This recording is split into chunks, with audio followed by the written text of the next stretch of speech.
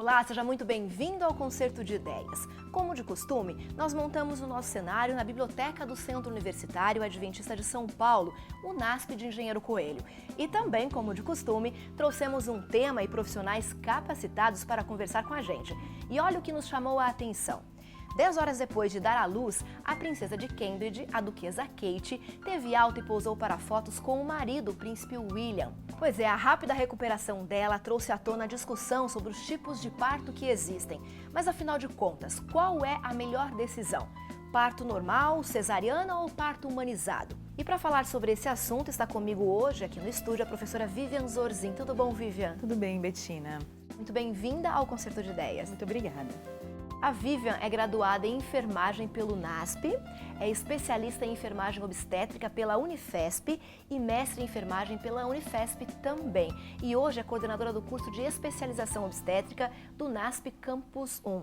A sua paixão é obstetrícia, né, Vivian? Bettina, eu sou enfermeira obstetra, mas eu falo que eu sou parteira. Já são quase 2.500 partos já em 14 anos. É minha paixão. 14 anos trabalhando como enfermeira. Como enfermeira obstetra. E agora você concilia as atividades entre a docência, né, a sala Isso de aula mesmo. E a enfermagem. E também continuo, né, trabalhando com uma equipe que faz partos normais. Ok. Já que você falou em parto normal, Vivian, você podia explicar pra gente quais são os tipos de parto que existem hoje?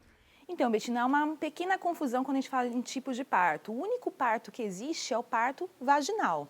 Que é o normal, que é o normal, é o único que existe. O cesárea não é parto, mas a gente chama de parto. Cesárea é uma cirurgia que surgiu para salvar a vida de mãe e bebê.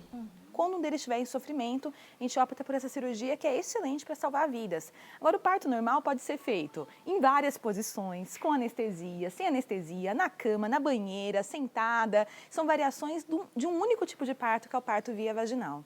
Ok. E quais são as características para a mãe dessas variações do parto normal? Quais são as vantagens de escolher um tipo de parto ou uma outra variação do parto normal? Então, o parto normal, ele é completamente subjetivo, é da mulher mesmo. Isso que é o gostoso, deixar a mulher, no momento do parto, escolher aquilo que dá para ela satisfação e mais confiança no parto. Então, nós damos liberdade de posição. Ela escolhe dentro da sala de parto se ela quer ganhar sentada, agachada, e é muito difícil ela falar antes como que ela quer.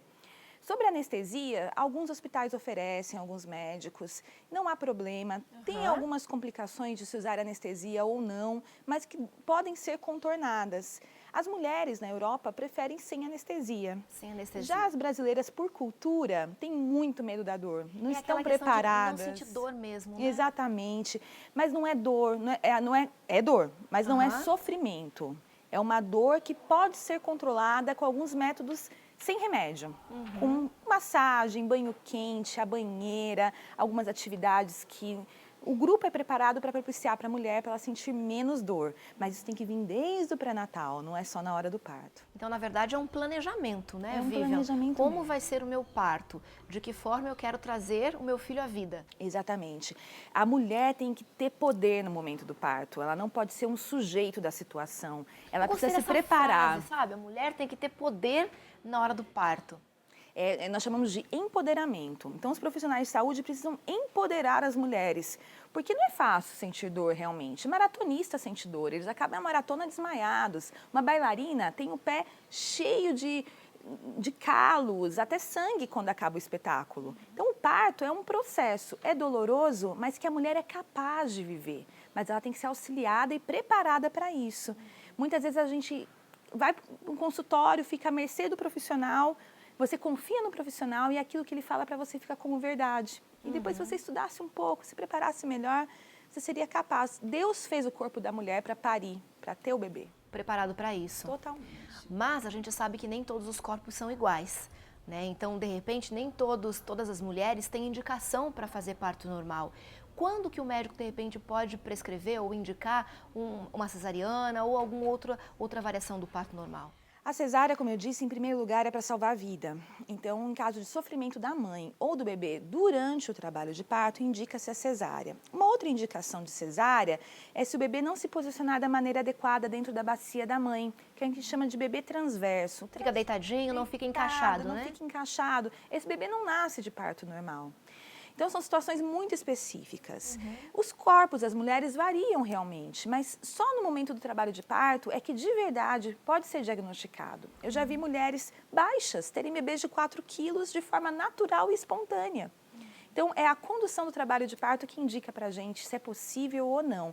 Mas eu ouso dizer para você, Betina, que em 85% dos casos, todas as mulheres podem ter parto normal.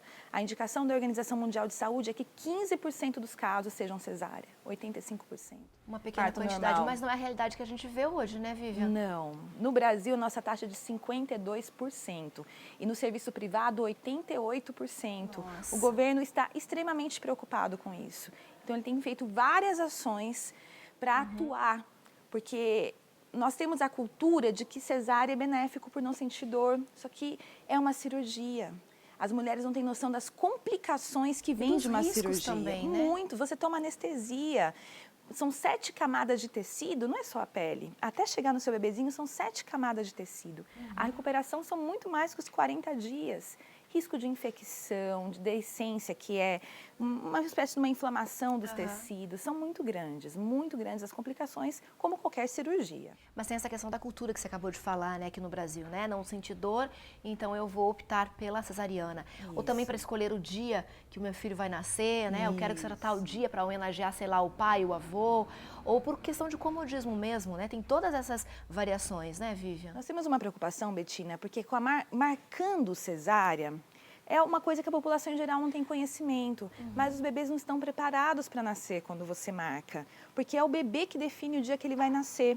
Existem alguns marcadores que o pulmãozinho do bebê maduro solta no corpo da mulher e desencadeia o trabalho de parto. Olha que interessante isso. E se o bebê não fala, vou nascer hoje, você tira ele no susto da barriga da mãe.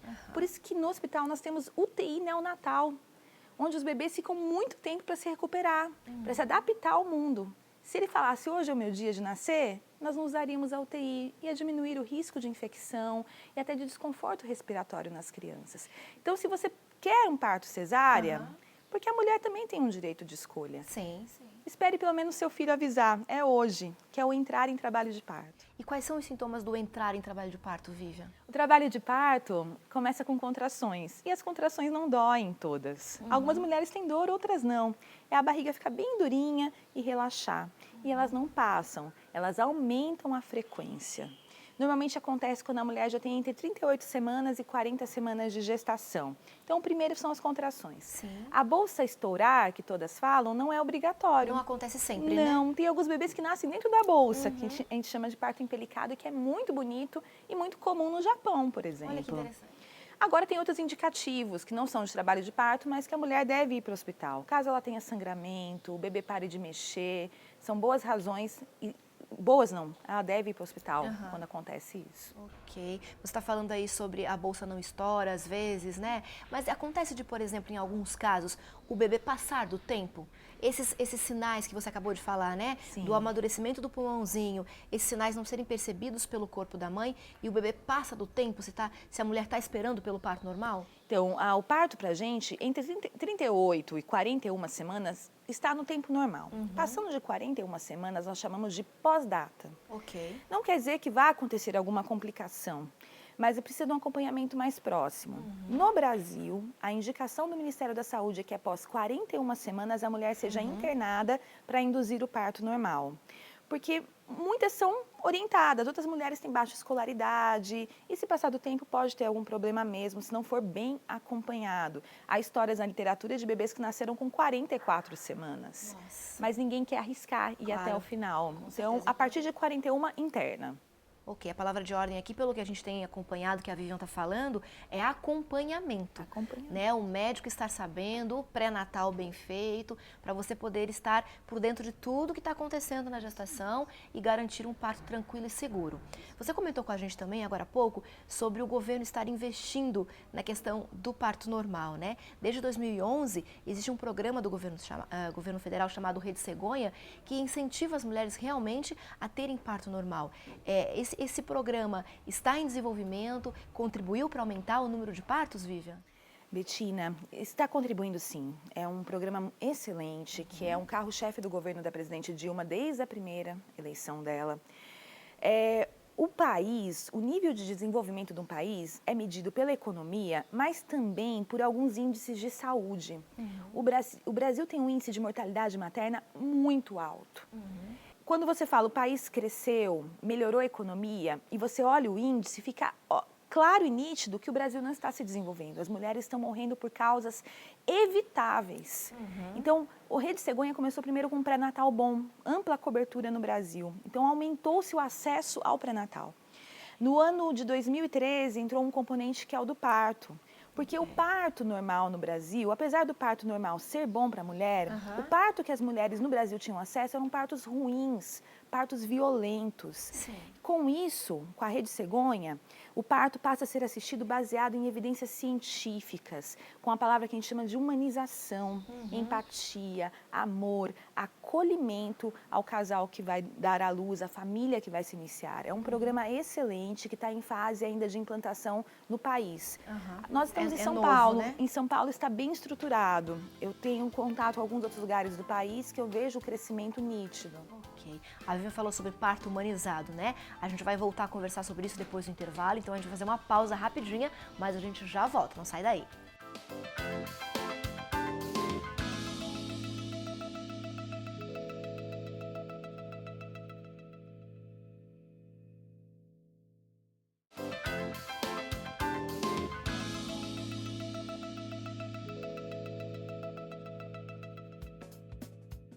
O Concerto de Ideias já está de volta e eu volto agradecendo a você o seu carinho e também a sua companhia e principalmente o seu contato com a gente. Obrigada a você que tem entrado em contato conosco através das redes sociais, não tem perdido a conexão com a gente. É sempre muito bom receber os seus comentários, a sua opinião, as suas sugestões de tema para o programa. A nossa equipe está analisando todas as sugestões que nós recebemos e em breve nós faremos alguns programas atendendo a sua sugestão.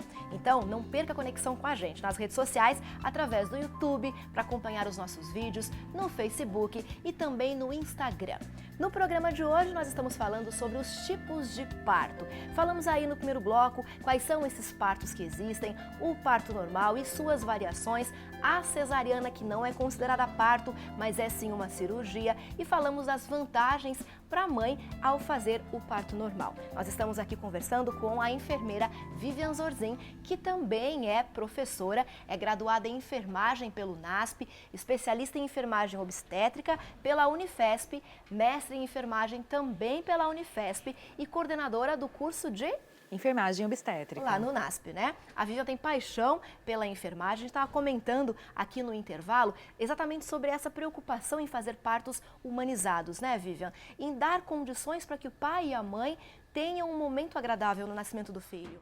Betina, o parto sempre, historicamente, foi realizado em casa, com parteiras, a família toda reunida para o parto.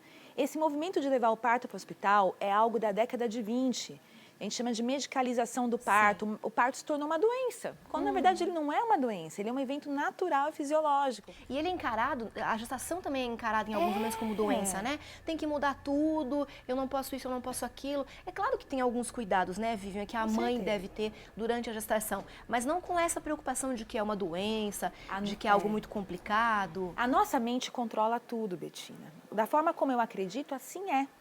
Então, o preparo para isso e pensar que todos foram capazes. Esse processo de trazer o parto para o hospital trouxe algumas coisas ruins, tornou como um evento da equipe médica.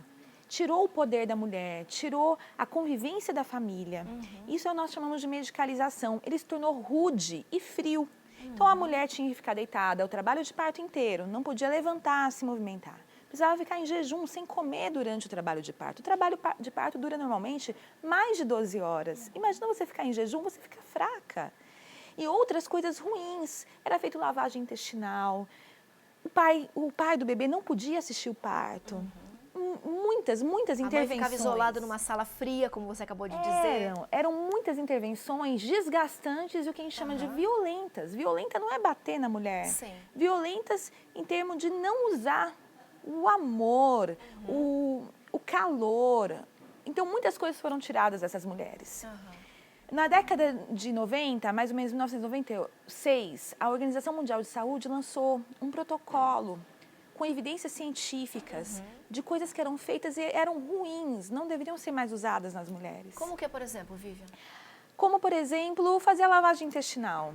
Não é necessário. Não é necessário. A mulher é desconfortável para a mulher, é desconfortável para a equipe. Então, o processo de humanização foi começar a colocar as melhores evidências científicas no parto. E o que foi agregado? Foi agregado, na verdade, foi desagregado, né? Essa que é a melhor palavra. Nós tiramos, por exemplo, não podemos mais usar rotineiramente um soro que dá contração. Nós não fazemos mais lavagem intestinal. Então, isso é errado. Ele tem um momento certo, ele tem um momento adequado, ele não é uma rotina. Cortar a vagina da mulher para alargar o canal, que nós chamamos de episiotomia, não é necessário para todas as mulheres. Não precisa. Não precisa. Então, essas ações, trazer a família para o parto, um ambiente mais agradável, com menos cara de hospital, que são os centros de parto normal, dentro do hospital, com a segurança do hospital, mas Isso é mudando a cara do processo. E colocando mais enfermeiros obstetras no cenário. Isso aumentou o número de partos e hoje eu vivi muitos momentos da obstetrícia. No primeiro momento, são 14 anos, 14 anos. Na primeira fase, as mulheres imploravam por cesárea. Agora eu vejo as mulheres tristes quando você fala, precisa ser cesárea. Porque elas sabem que é melhor para o corpo delas. Mas isso tem muito a ver com informação, né, Vivian? Sim. Quando as mulheres estão bem informadas, quando elas estão planejando o parto, quando a gestação e o parto é algo natural no processo do casamento, do relacionamento, na vida da mulher, ela encara de uma outra forma esse momento do nascimento do filho, né? Então a informação é fundamental. E a informação vem no pré-natal. Por isso que o Rede Cegonha, que nós comentamos no outro bloco, ele é importantíssimo, porque os profissionais da Rede Cegonha estão preparando a família para o parto e para o pós-parto também. Claro. A gente acha que nasceu o bebê e acabou tudo. Não, daí que as coisas começam, né? Uma outra etapa, né? Uma outra etapa, mas hoje a gente está falando de parto. Sim. Então, o parto, o preparo não é no dia, é durante o pré-natal. A mulher precisa frequentar o pré-natal, ouvir a equipe que vai acompanhá-la, se preparar, porque ela precisa saber quais são as etapas, saber que dói, como que eu vou encarar a dor. Sabe o que acontece, Betina? Agora as pessoas têm tanto medo do parto no hospital que por falta de opção têm decidido ganhar os bebês em casa, que é uma outra modalidade que é o parto domiciliar. Não são todas as mulheres que podem ganhar o bebê em casa. Mas porque se de repente o bebê nasce com alguma complicação que a mulher não tem como prever, precisa de uma emergência à altura, de uma UTI neonatal, como você acabou de falar. Então não são para todos os casos, né, Vivian? Não, é bom deixar claro isso. O parto domiciliar ele é fantástico. Os países de primeiro mundo têm trabalhado. A Holanda manda todo o equipamento para a casa da paciente. Só que nós temos uma triagem obstétrica. Nós sabemos a paciente que é candidata ou não a ter um parto em casa. Essas complicações que a população em geral tem medo, uma emergência com o bebê, são detectáveis durante o trabalho de parto. Então, não há uma correria para o hospital. Os estudos mostram que o índice de complicação dentro do hospital e em casa é idêntico. Então, dá para a gente prever. Mas o que eu quero resgatar é que as mulheres querem ir para casa por medo do que vai acontecer no hospital. E não poderia ser assim, né? Deveria ser igual para todas dentro do hospital também. Esse momento tão bonito e que também é tão delicado, não poderia ser um momento de pânico para as mulheres, né? Você comentou rapidinho sobre essa triagem e algumas mulheres que têm indicação para fazerem o parto em casa. Quais seriam essas características? De repente a gente pode ter uma gestante nos acompanhando e está com vontade de fazer o parto em casa. E aí, será que ela pode ou não pode? O que é mais importante é falar quem não pode ganhar em casa. Uma gestante hipertensa, uma gestante com diabetes gestacional, com sobrepeso, com história de muita cesárea. Porque paciente que já teve cesárea pode ter parto normal. Ouviram, mulheres? Pode. Paciente que já teve cesárea pode fazer parto normal. Pode. Só que nós temos acompanhamentos diferentes. Em casa não é o local adequado.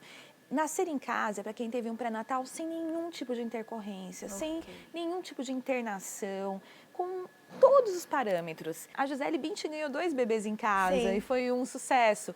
Mas o que eu digo, não precisa. Pode ser no hospital também. Mas pode ser tranquilo. Pode ser tranquilo. Pode ser humanizado. Humanizado é esse o termo, a palavra. Vivian? Nós estamos tendo que ensinar o ser humano a ser humano. Ter empatia, amor. E a mulher, quando ela se prepara, ela tem tanto poder que ela consegue convencer todos ao redor. Ninguém atrapalha esse processo. O parto é um momento que eu falo que é sagrado. Até um ar-condicionado muito gelado atrapalha o parto. Então, estudar, Se preparar é a palavra correta. Perguntar, Entender. conversar com bons profissionais. Exatamente. E bons profissionais também devem estar na hora do parto, né? O que são doulas? Doulas são profissionais preparados para ser o apoio emocional da mulher no trabalho de parto.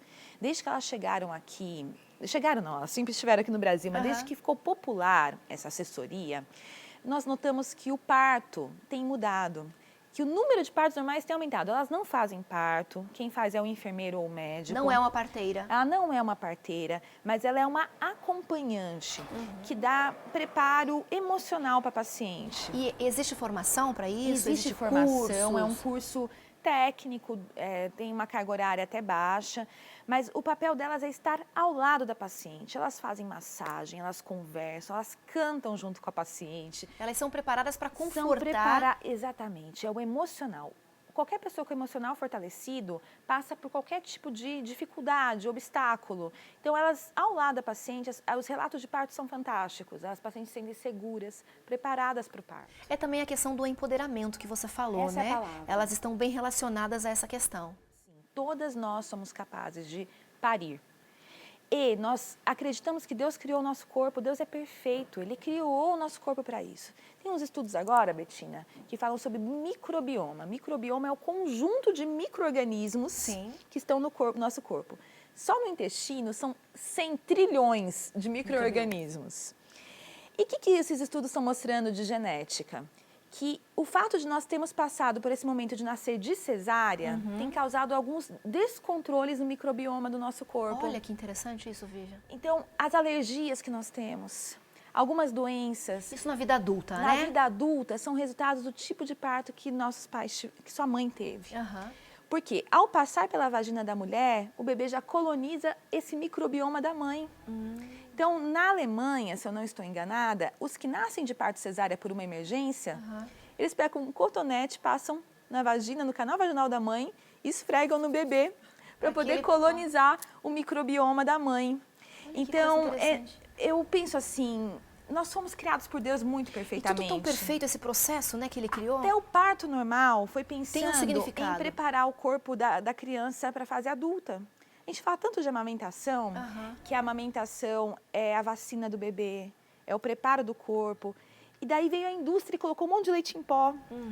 Daí quando você vê para uma UTI neonatal, uma UTI pediátrica, as crianças com problemas respiratórios, como pneumonias, nenhuma está sendo amamentada pela mãe.